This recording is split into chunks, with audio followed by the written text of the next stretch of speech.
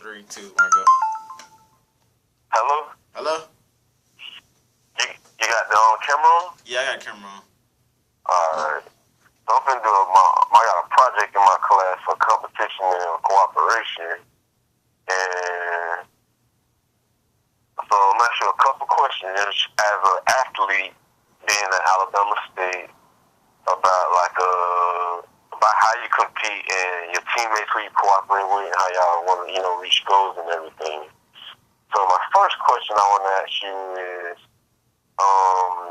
does the competition you have in practice challenge you every day to get you ready for a track meet every week? Oh, of course. Definitely does. Actually, the competition that I have in practice determines whether I go to each track meet. So competing against them first will decide whether I go to a track meet or not. So I have to compete at a high level. Okay, so how do you deal with someone who competes in your same heat, and you lose to them by a quarter of a second or two?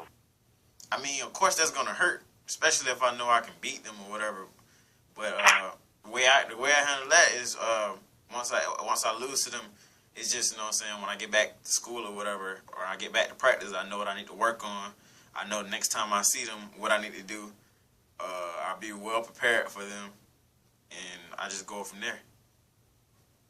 Okay, so now that you got a regroup, well, track is not a team sport. It's more of an individual, unless you want to relay.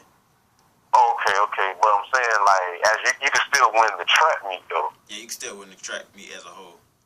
All right, so how did you cooperate with your teammates then? Then you did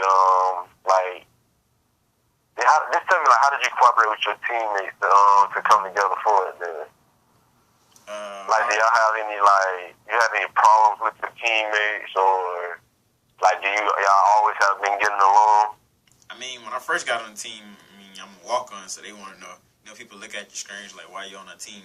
Some people just want to be on the team just to say I'm part of ASU track and field. But I had to, kind of show them guys and earn their respect, letting them know that, I am here to work hard and I'm not here to fool around. I'm here for the same reason that you guys are here. I just wasn't on scholarship at the time.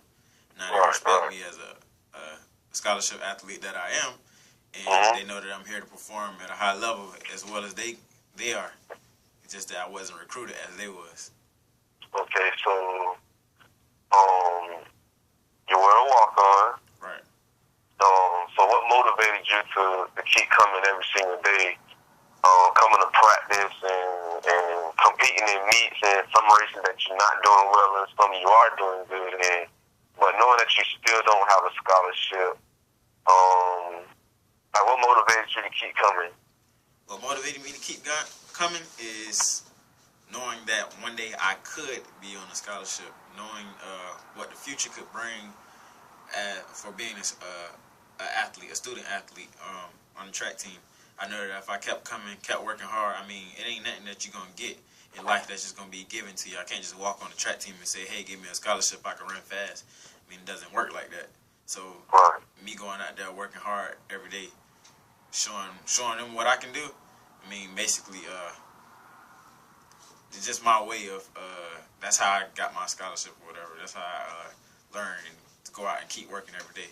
And plus, my mother can't afford me going to school, Like I say, like Rich Homie says, what would you do for some paper? That's me all day. So I just take it like that every time I go out for practice. What you gonna do for that money today? So do your coaches treat you different? From this year, from last year, I say one coach treats me different, but my position coach from the jump street, from when I got on the team, she treated me the same way as a walk-on as she does now. She treated everybody the same way. She just real. If you fast, you fast. If you not, she gonna have to get fast. And if you ain't there to work, she gonna tell you, hey, this ain't for you. Okay. So would you say she's another part of your motivation? Yeah, she has a lot to do with your ability running and preparing yourself. She has a big part to do with that. Actually, I think she believes in me more than I believe in myself sometimes. Oh, wow. Okay, so I'm gonna ask you one more question. I'm gonna let you go. So was there ever a track meet you ran that you was just nervous, like your heart freaking racing, your adrenaline running, your hands is cold and you just all shaky and stuff. Like, how did you prepare for that?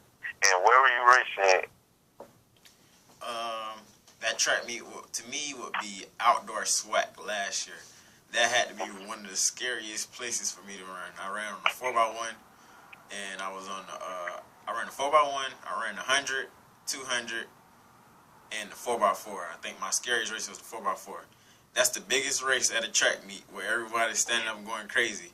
And the coach trusted me to be on second leg, and he asked me to run a crazy time that I had nowhere near ran before.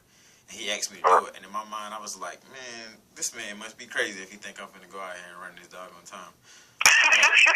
At the end of the day, my coach told me, she came up with a game plan. She told me how to run it or whatever, and I just went out there and just put it all on the line and left it on the track. And in my mind, I just told myself, hey, you do this right, you gonna get that money. So, hey, it is what it is. Money talk, boy. Yeah. So what all events you run? Indoor, I run the 60, the 200, the 400, the 4x4. Outdoor, I run the 100, 200, 400, 4x1, and the 4x4. Alright, shit, that sounds straight. Alright, well, that's all I got for now. I know you've been recording yourself and everything, so yeah. Just say hi to my class, tell Dr. Regal what's up, so I can go ahead and get that quick. Hey, you feeling me? How you doing, Dr. Regal? How you doing, class? Please make sure you get that in. Hey, hang up, man. Hang up now, bro.